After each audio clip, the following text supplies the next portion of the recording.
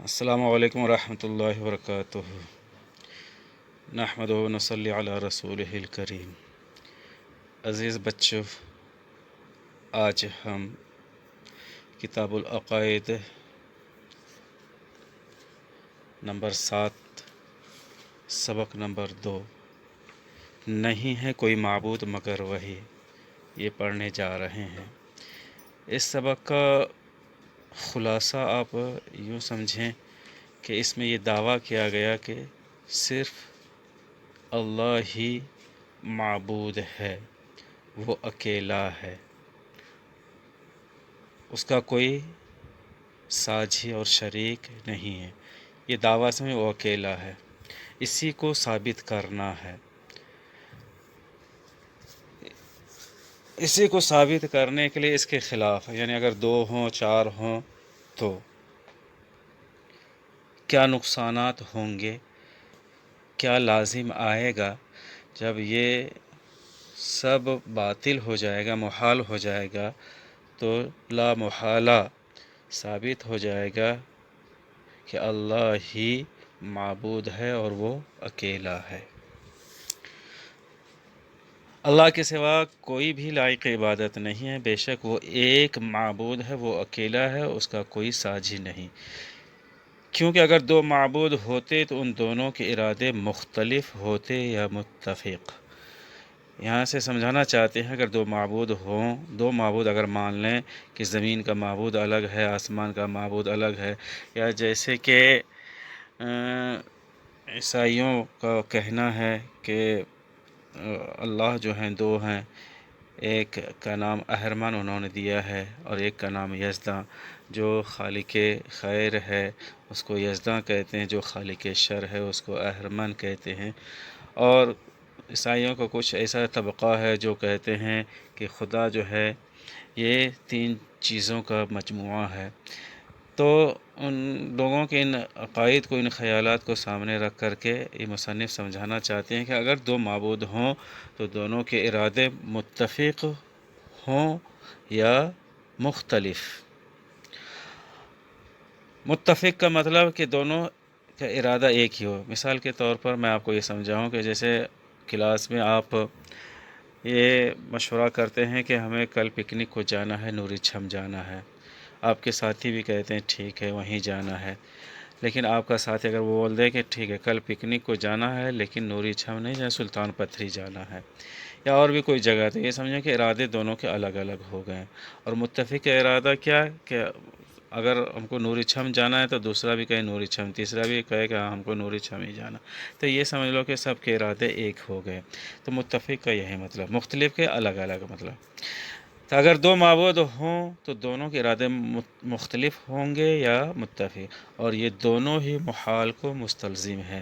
اور یہ یاد رکھیں کہ جو محال کو مستلزم ہو، جو محال کو لازم کرے، وہ خود محال ہوتا ہے، لہٰذا 2 معبود کا ماننا بھی محال ہوگا، تو ثابت ہوگا کہ معبود ایک ہی ہے۔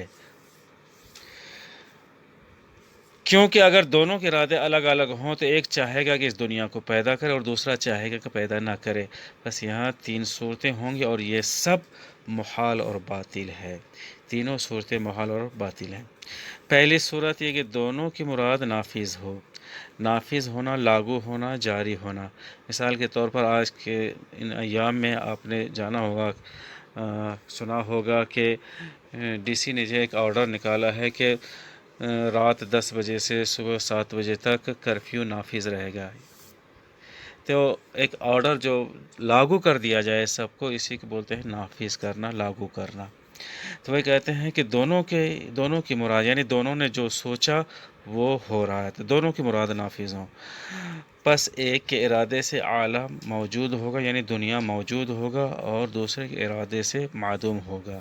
یہ مختلف کی صورتیں ہیں کہ دونوں کے ارادے مختلف ہیں، اسی وجہ سے ایک کے ارادے سے عالم موجود ہوگا، دنیا موجود ہوگی، اور دوسرے کے ارادے سے معدوم ہوگا، یعنی ایک چاہے گا کہ عالم کو پیدا کریں اور دوسرا چاہے گا کہ عالم کو پیدا نہ کریں، ٹھیک ہے، اور دونوں کی مرادیں نافذ ہوں، جاری ہوں، تو کہتے ہیں کہ یہ محال ہے، یعنی دنیا پیدا بھی ہو اور نہ بھی ہو، یہ نہیں ہو سکتا۔ بلا شبہ یہ محال ہے۔ کیوں محال ہے؟ کیونکہ یہ دو ضد کے جمع ہونے کو لازم ہے، یعنی موجود اور معدوم جو ہے یہ دو ضد ہیں آپس میں۔ موجود ہونا یعنی کسی شے کا معرض وجود میں آنا، اور معدوم ہونا کسی شے کا موجود نہ ہونا، ظاہر نہ ہونا۔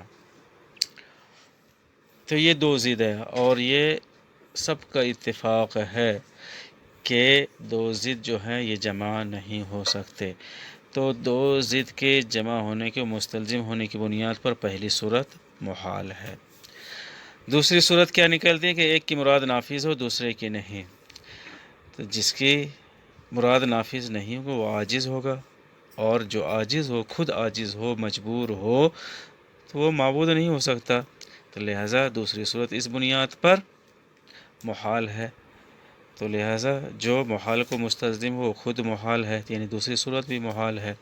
اور تیسری صورت یہ نکلتی ہے کہ دونوں کی مراد نافذ نہ ہو، یعنی دونوں کی خواہش جو ہے، منشا جو ہے وہ جاری نہ ہو، حکم لاگو نہ ہو، حکم نہ چلے دونوں کا۔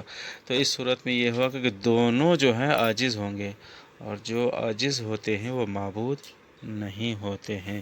تو لہٰذا اگر دو معبود مانتے ہیں، دو خدا مانتے ہیں، تو یہ خرابی لازم آتی ہے، اور یہ خرابی جو ہے محال کو مستلزم ہے، یعنی اس سے محال لازم آتا ہے، اور جس سے محال لازم آتا ہے وہ خود محال ہوتا ہے، لہٰذا دو خدا کا ماننا بھی محال ہے۔ اللہ تعالیٰ کا فرمان ہے لَوْ كَانَ فِيهِمَا آلِهَةً إِلَّا اللَّهُ لَفَسَدَتَا فَسُبْحَانَ اللَّهِ رَبِّ الْعَرْشِ عَمَّا يَصِفُونَ۔ ترجمہ: اگر آسمان و زمین میں اللہ کے سوا چند خدا ہوتے تو یہ آسمان و زمین درہم برہم ہو جاتے۔ جو باتیں یہ لوگ بتاتے ہیں اللہ رب العرش ان سے پاک ہے۔ اب اس کا سوال جواب دیکھیں۔ پہلا سوال ہے کہ دو مخصوص معبودوں کے ارادے مختلف ہونے سے کتنی صورتیں نکلتی ہیں، اور ان میں پہلی صورت کیا ہے؟ تو جواب ہے کہ کل 3 صورتیں نکلتی ہیں، اور پہلی صورت یہ ہے کہ دونوں کی مراد نافذ ہو۔ دوسرا سوال ہے پہلی صورت کیوں محال ہے؟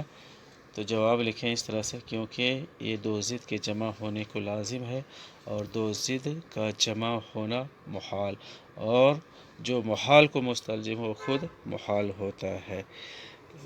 پہلی صورت اس وجہ سے محال ہے۔ دوسری صورت کیا ہے اور وہ کیوں محال ہے؟ تو سوال نمبر 3 کا جواب یہ لکھیں: دوسری صورت یہ ہے کہ ایک کی مراد نافذ اور دوسرے کی نہیں۔ تو جس کی مراد نافذ نہیں ہو وہ عاجز ہو، اور عاجز معبود نہیں ہوتا، اس لیے یہ صورت بھی محال ہے۔ چوتھا سوال ہے تیسری صورت کیا اور وہ کیوں محال ہے؟ تو جواب لکھیں کہ تیسری صورت یہ ہے کہ دونوں کی مرادیں نافذ نہ ہوں، بس دونوں عاجز ہوں گے، اور جو عاجز و مجبور ہو وہ معبود نہیں ہو سکتا۔ تیسری صورت عجز کو مستلزم ہونے کی وجہ سے محال ہے، یعنی عاجزی کو یہ لازم کرتا ہے، اور جو خدا ہوتا ہے وہ عاجز نہیں ہوتا ہے، مجبور نہیں ہوتا ہے، وہ دباؤ میں نہیں ہوتا ہے، لہذا تیسری صورت اس وجہ سے محال ہے۔ اور صحیح کے سامنے صحیح کا نشان اور غلط کے سامنے غلط کا نشان لگائیے، تو پہلے میں صحیح آتا ہے، دوسرے میں غلط کا نشان آتا ہے، تیسرے میں صحیح کا آتا ہے۔ ترجمہ اس کا لیسن میں ہی بتا دیا گیا ہے۔ الفاظ معنی دیکھ لیں: لائق عبادت، عبادت کے لائق، متفق ہونا، ہم خیال ہونا، ایک رائے ہونا، محال کو مستلزم ہونا، یعنی محال کو لازم کرنا، نافذ ہونا، لاگو ہونا، جاری کرنا، بلا شبہ، بغیر کسی شبہ کے، شک کے، ضد کا مطلب عکس، اپوزٹ، عاجز ہونا، مجبور ہونا۔